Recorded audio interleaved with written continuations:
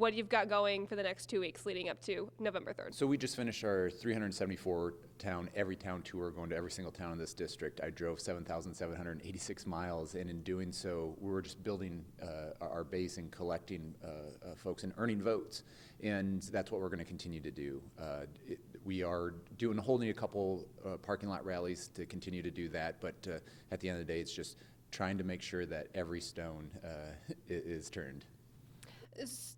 Something really important to Iowa voters, especially for the 4th district, is agriculture. We have a lot of farmers, a lot of generational farmers, and they've taken a blow in 2020. So kind of what's your plan, if elected, to kind of help them along for the next 5, 10 generations to come? What we see in agriculture right now, and this is coming from Secretary of Agriculture Sonny Perdue, he says, in America, the big get bigger and the small get out.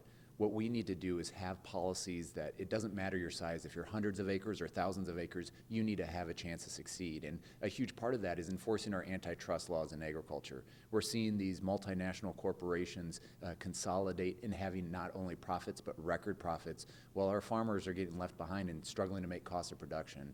And so what I would do is enforce our antitrust laws, pass a modern version of the Packers and Stockyards Act, which next year, which will be my first year in Congress, will be the 100-year anniversary of, and just allow farmers to be empowered and to allow to stay on the farm and make a dime.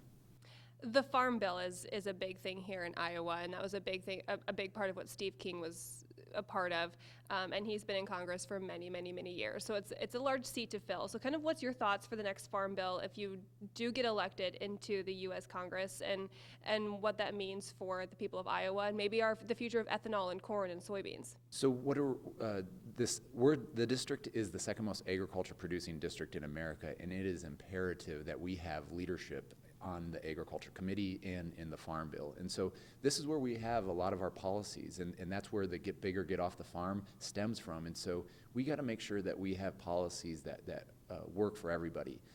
In part of our 374 town tour, we stopped just south of Emmitsburg at a farm.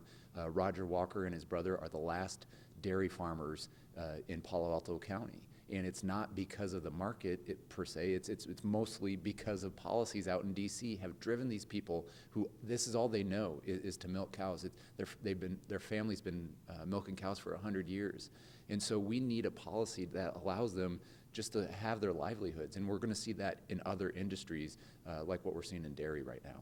So I wanna take a turn and talk about healthcare, and specifically rural healthcare. It's more important than ever right now with the global pandemic. And people are worried that they may lose rural healthcare or healthcare coverage. What's kind of your plan if you get elected to this seat to help reassure them that they're okay, you're going to be covered? What we've seen in the privatization of Medicaid in the state of Iowa has hurt rural hospitals by cutting staff and cutting resources, has hurt nursing homes, and have hurt people with disabilities. And so we need to make sure we have policies that help the people of this district. One of the things that you see in this district, the backbone economically, small businesses and farmers. They don't have access to quality, affordable insurance right now, and so we got to make sure that that's a priority.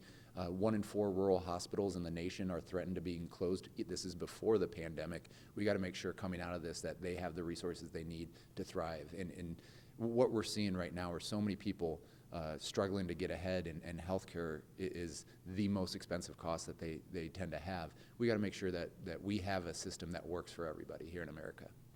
Do you think Iowa in this 4th district is ready for a Democratic person to take this seat? Because it's been red for a very long time. Right. I don't necessarily view this as Democratic versus Republican. My political hero, Berkeley Bedell, was the last one to represent this as on the Democratic side, and I would pick up a little bit from where he left off. We're kind of the same type of Democrat, which we haven't seen around here for a while.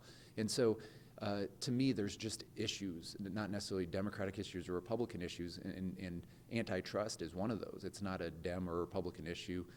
Healthcare, we all see the need of healthcare.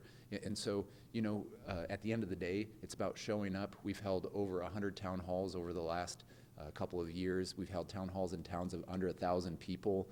We're just out there and engaging. And so maybe even if you don't agree with me on everything, which we don't agree with most politicians on everything, at the end of the day, I show up. What can you say to those voters who are still undecided?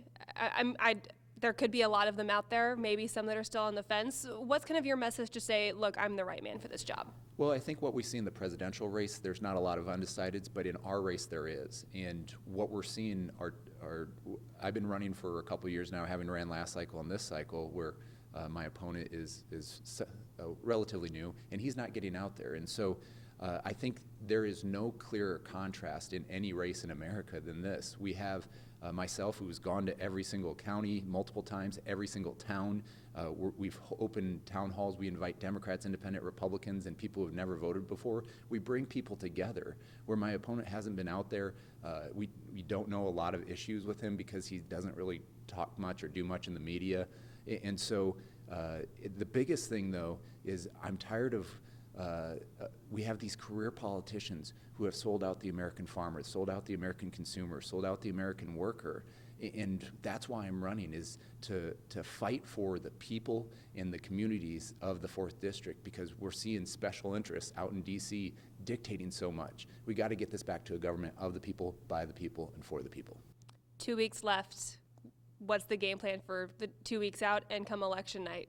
Same as we always have, just hustle and outwork your opponent. I mean, that's what we do. We show up to town. We're going to continue to hit up a few. We've gone everywhere already. We're going to go back to a few places that we feel we can earn a few more votes and just really leave no stone left unturned. Anything else that I didn't ask you want to add?